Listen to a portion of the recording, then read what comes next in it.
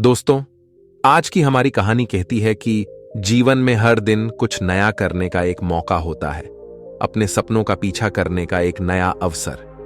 लेकिन कभी-कभी जीवन उलझनों और कठिनाइयों से भरा हो सकता है। कभी-कभी ऐसे पल होते हैं जब हम पीछे मुड़कर महसूस करते हैं जैसे कि हमने अपना कीमती समय बर्बाद किया हो या महत्वपूर्ण अवसरों का फायदा नहीं उठाया हो।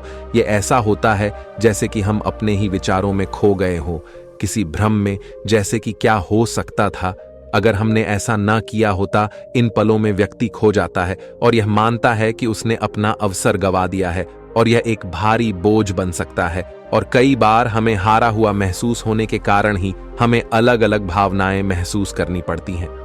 कभी निराशा, तो कभी दुख, कभी बीते हुए वक्त का पछतावा, तो कभी हमारे खुद के क्षमता पर संदेह, या फिर आने वाले कल की चिंता। ऐसे कई सारे भावनाएं हमें सताते रहते हैं।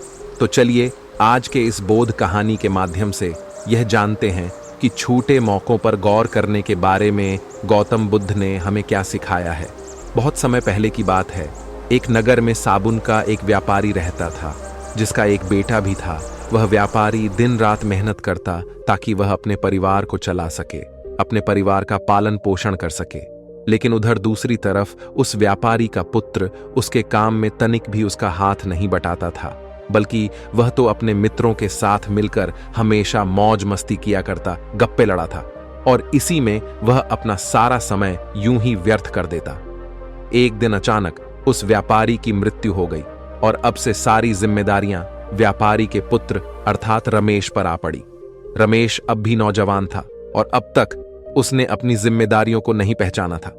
एक दिन शाम के वक्त वह उस साबुन की दुकान पर बैठा हुआ था और मन ही मन यह सोच रहा था, मैंने अपने जीवन में बहुत सी गलतियां की, मैंने अपने जीवन में बहुत से मौके गंवा दिए, और अब तो लगता है कि जीवन भर मैं केवल इसी दुकान पर बैठा रह जाऊंगा और मैं इससे आगे कुछ भी नहीं कर पाऊंगा। रमेश ये सोच ही रहा था कि तभी उसकी आंखों में आंसू आ गए।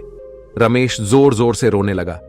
तभी अचानक उसने देखा कि उसकी दुकान पर एक गुरु खड़े हुए हैं, और जब उन गुरु ने रमेश को रोते हुए देखा तो वह रमेश से कहते हैं, क्या हुआ बेटा, आखिर तुम इस तरह से क्यों रो रहे हो? तुम्हारे जीवन का हर एक पल तुम्हारे लिए कीमती तोहफा है, उसे इस तरह से यूं ही व्यर्थ मत करो, अपने आंसू पोंछो।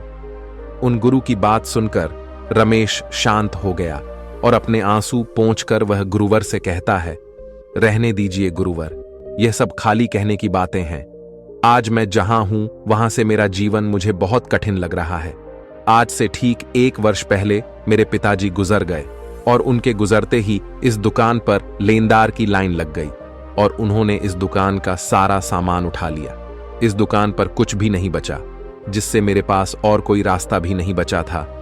इसलिए मैंने अपना घर गिरवी रख दिया और कुछ पैसे उधार लिए, और उससे मैंने एक बार फिर से यह व्यापार शुरू किया। लेकिन अब ऐसा लगता है कि इसमें भी मेरा जीवन नहीं है, क्योंकि इसमें कोई खास कमाई नहीं है। मैंने तो सोचा था बड़े होकर मैं बहुत अच्छा पैसा कमाऊं, मैं अपना नाम करूंगा, लेकिन मुझे नहीं पता था कि मेरे साथ ऐसा हो जाएगा। आगे रमेश उन गुरुवर से कहता है, सच बताऊं तो मैं बचपन से ही बहुत तेज था। हर बात में मैं हमेशा आगे रहता था।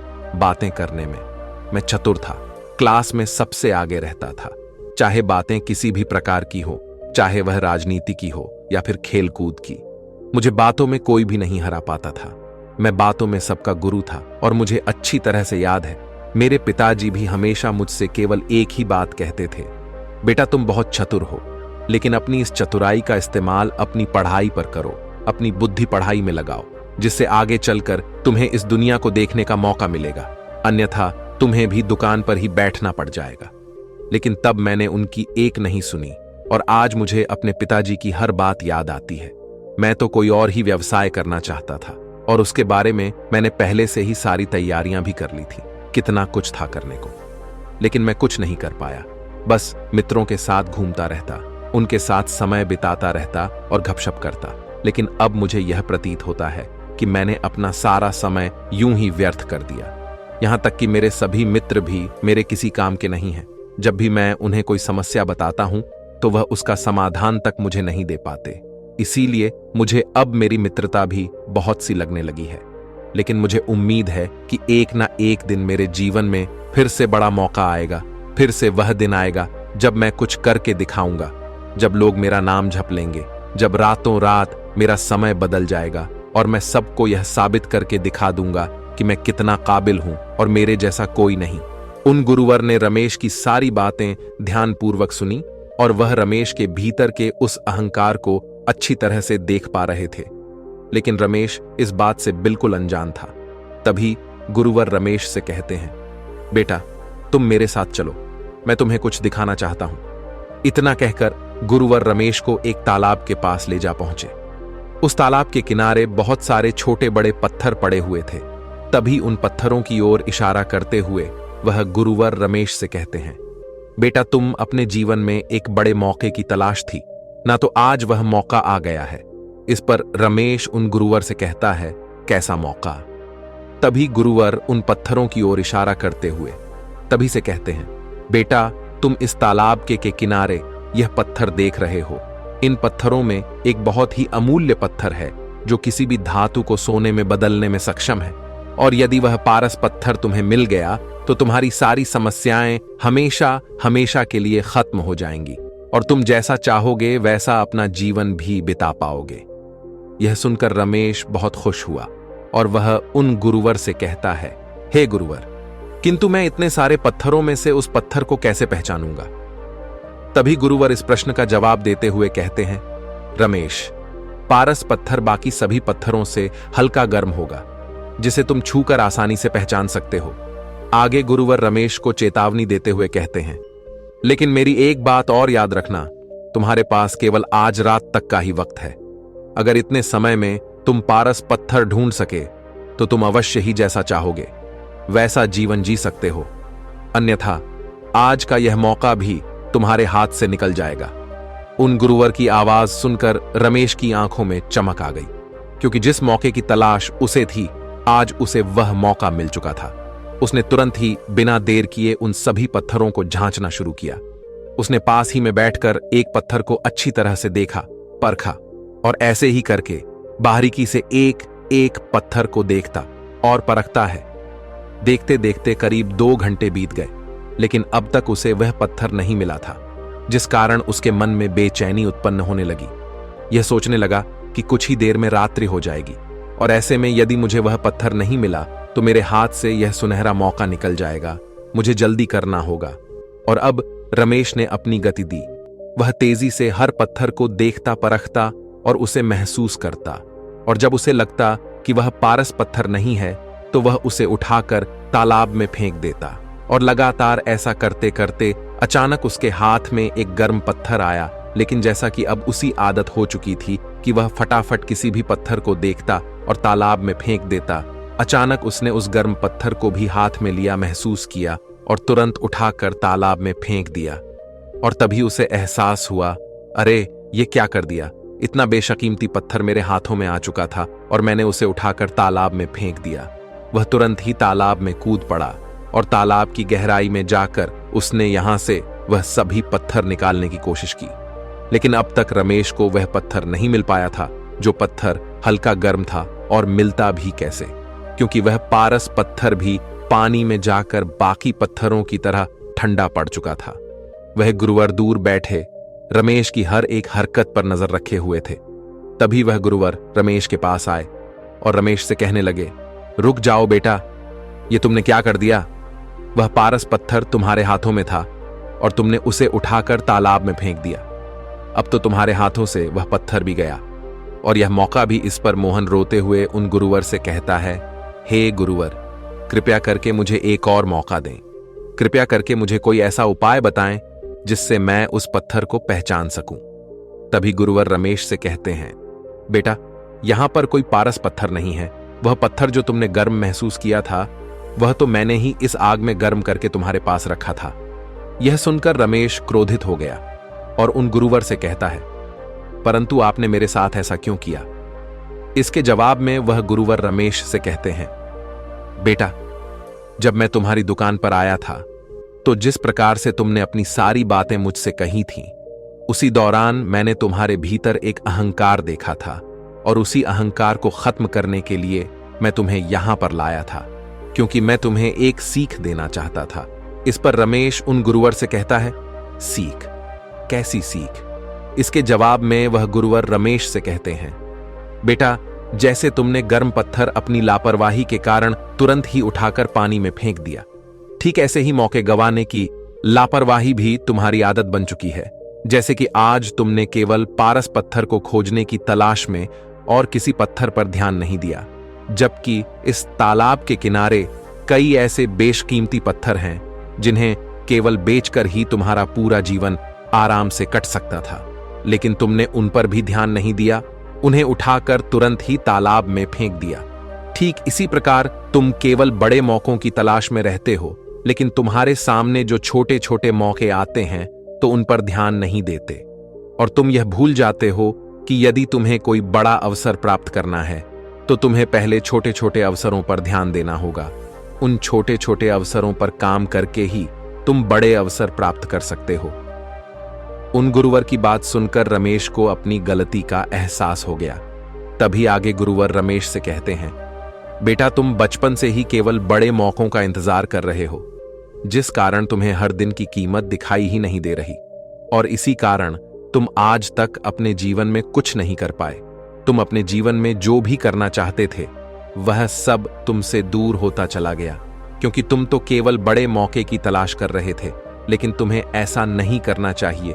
कभी भी किसी बड़े मौके का इंतजार मत करो, बल्कि तुम्हारे सामने जो कर्म है उसे ही सब कुछ मानकर उसमें डूब जाओ, क्योंकि जब तुम इस कर्म में डूब जाओगे तभी जीवन में आने वाला सुनहरा मौका तुम्हें दिखाई देगा। तभी रमेश उन गुरुवर से कहता है, किंतु हे गुरुवर, मैं तो बचपन से ही बहुत तेज हूं। मेरा दिमाग और उससे तेज चलता है। मैं बातें करने में भी और उससे बहुत तेज हूं। लोग मुझे बुद्धिमान और चतुर कहते हैं। फिर आखिर मुझसे गलती कैसे हो गई? मुझे आखिर अपनी कमियां क्यों नहीं दिखाई दी? तभी गुरुवर रमेश से प्रश्न करते हुए कहते हैं, बेटा, क्या तुमने बचपन से होशियार और चतुर बनने के लिए कभी कोई प्रयास किया है या कोई अभ्यास किया है, या ऐसा कोई भी काम जिससे तुम्हारी चतुराई या फिर होशियारी बढ़ सके? रमेश से पहली बार उन गुरुवर ने प्रश्न किया था और रमेश चुपचाप उनके प्रश्नों का जवाब ढूंढ रहा था। कुछ देर शांत रहने के बाद वह गुरुवर से कहता है, हे गुरुवर, मैंने तो कभी भी ऐसा कोई प्रयास नहीं किया। तभी गुरुवर रमेश से कहते हैं, बिल्कुल सही। मेरी इस बात को अच्छी तरह से समझने का प्रयास करो। जब भी कोई इंसानी शरीर धारण करके इस दुनिया में जन्म लेता है तो परमात्मा हर किसी को कुछ ना कुछ काबिलियत अवश्य देते हैं, जिसका उपयोग करके वह अपने जीवन में अपना पेट पाल सके, अपने परिवार का पालन पोषण कर सके और दूसरों के काम आ सके। इसलिए जो उपहार तुम्हें मिला है उसके लिए तुम्हें कृतज्ञ होना चाहिए और अपनी बुद्धिमानी और चतुराई का अच्छी तरह से उपयोग करना चाहिए। लेकिन याद रहे कि अहंकार को अपने ऊपर हावी मत होने देना, और इसके लिए तुम्हें अपने भीतर विनम्रता उत्पन्न करनी होगी। और बुद्धिमानी तो वही है जो व्यक्ति लगातार यह स्वीकार करता है कि मुझे कुछ नहीं आता और मुझे तो अभी बहुत कुछ सीखना है। वास्तविकता में वही बुद्धिमान व्यक्ति है जो गुरु के सामने, अपने बड़ों के सामने, अपनी गलतियों के सामने अपने अपने अहंकार को भूलकर उन गलतियों को स्वीकार करें और उनमें सुधार करें, जिससे वह अपने जीवन में आगे बढ़ता चला जाएगा और वह अपने जीवन में जो कुछ चाहता है उसे हासिल भी कर पाएगा। तभी मोहन कहता है, हे गुरुवर, आप सही कहते हैं, लेकिन अब मैं क्या करूं? मुझे कुछ समझ नहीं आ रहा। मैं तो अपने साबुन के व्यापार में पूरी तरह से फंस चुका हूं। अब मैं यहां से कैसे निकलूं? इसके जवाब में गुरुवर रमेश से कहते हैं, बेटा, तुम्हें कहीं भी जाने की आवश्यकता नहीं है।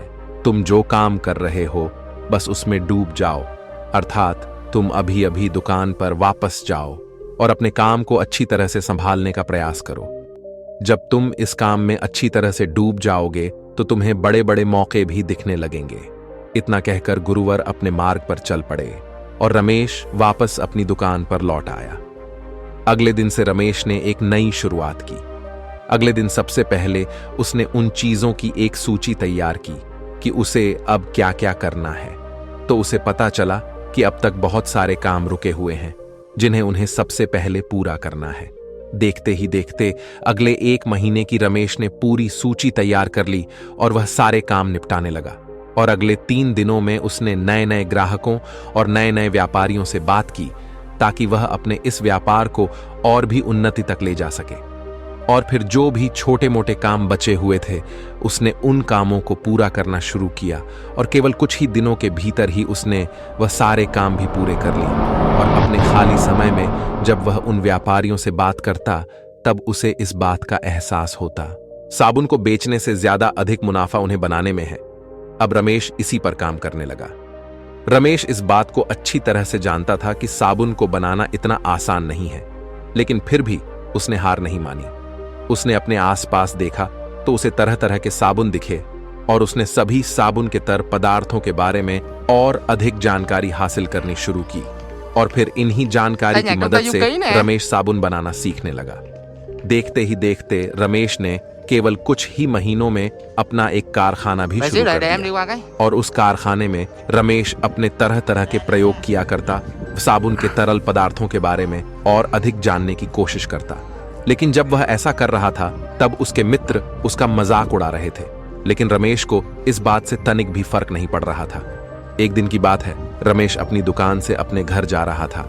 तभी रास्ते में उसे एक बड़ा सा गड्ढा नजर आया और उस गड्ढे में खूब पानी भरा हुआ था और इसी पानी के कारण वहां पर खूब सारे मच्छर भी थे, जिस कारण मच्छरों के काटने से आसपास के लोग बीमार पड़ रहे थे। तभी मोहन को यह याद आया कि यदि पानी में वह थोड़ा सा साबुन डाल दे तो इससे पानी की सतह का तनाव कम हो जाएगा और मच्छरों के जो अंडे हैं वह पानी पर तय नहीं पाएंगे, जिससे मच्छरों की तादाद दिन बदन कम हो जाएगी। रमेश यह सोच रहा था कि तभी उसके दिमाग में एक और युक्ति आई। उसने सोचा, यदि मैं डिटर्जेंट और साबुन की छोटी छोटी गोलियां बना दूं और रुके हुए पानी में डाल दूं तो इससे मच्छरों के अंडे पानी पर तैर नहीं पाएंगे और कितने ही लोग बीमारी से बच भी जाएंगे। रमेश को क्या करना था उसे अच्छी तरह से समझ में आ चुका था। उसका लक्ष्य उसकी आंखों के सामने था। उसने तुरंत ही बिना किसी की मदद का इंतजार किए हुए अपने मित्र से बात की। इस पर उसका मित्र रमेश से कहता है, मित्र, साबुन तो इस देश की बड़ी बड़ी कंपनियां बनाती हैं, ऐसे में यह तेरे बस की बात नहीं है, यह तुमसे बिल्कुल भी नहीं हो पाएगा। इस पर रमेश ने अपने मित्र को समझाने की कोशिश की कि हर दिन एक नया अवसर होता है और उसे किसी तरह से मना लिया। तभी रमेश का मित्र रमेश से कहता है, देख, मुझे कुछ व्यापारियों के बारे में पता है और मैं कोशिश करूंगा कि तुझे वहां से वह रसायन मिल जाए। जैसे ही रमेश को रसायन मिले रमेश काम पर लग गया और कुछ दिनों के प्रयोग के बाद आखिरकार वह सफल हुआ। रमेश ने साबुन की छोटी छोटी गोलियां बना ली और आसपास के लोगों में उसे बांट दिया। रमेश का आविष्कार काम कर गया और जहां जहां भी रमेश ने यह गोलियां पहुंचाई थीं, वहां के लोगों के बीमार होने की संख्या बहुत कम थी। यह बात बड़े बड़े अखबार में छपी। रमेश ने किसी भी मौके या किसी की मदद का इंतजार नहीं किया, बल्कि रमेश तत्काल ही अपने काम में डूब गया और उसने अपने काम में कुछ नया कर दिखाया। और उसके बाद उसने उस आविष्कार को अपने नाम करवा लिया और अपना काम और भी बढ़ा दिया। और देखते ही देखते रमेश के इस आविष्कार के बारे में सभी को पता चलने लगा और देश के कई राज्यों से भी अब रमेश को नए नए ऑन ऑर्डर्स आने लगे। और केवल 8 सालों के भीतर ही रमेश अपने व्यापार में कई गुना तरक्की भी कर ली थी। वह अपने व्यापार को उस उन्नति पर ले जा चुका था जिसकी उसने कल्पना भी नहीं की थी। उन गुरु की वह सीख जिसने रमेश की पूरी जिंदगी बदल दी, रमेश ने उन्हें अपना आदर्श बना लिया, जिसमें पहली सीख यह थी कि कभी किसी बड़े मौके का इंतजार मत करो। जो काम तुम्हारे सामने है उस काम को सब कुछ मानकर उसमें पूरी तरह से डूब जाओ। नए मौके खुद ब खुद तुम्हारे सामने प्रकट होने लगेंगे। और दूसरी सीख विनम्रता, क्योंकि बुद्धिमान वही है जो लगातार यह स्वीकार करे कि मुझे कुछ नहीं आता और अभी तो मुझे बहुत कुछ सीखना है। अपनी गलतियों के सामने अपने अहंकार को झुकाओ, जीवन में सुधार करो और आगे बढ़ो।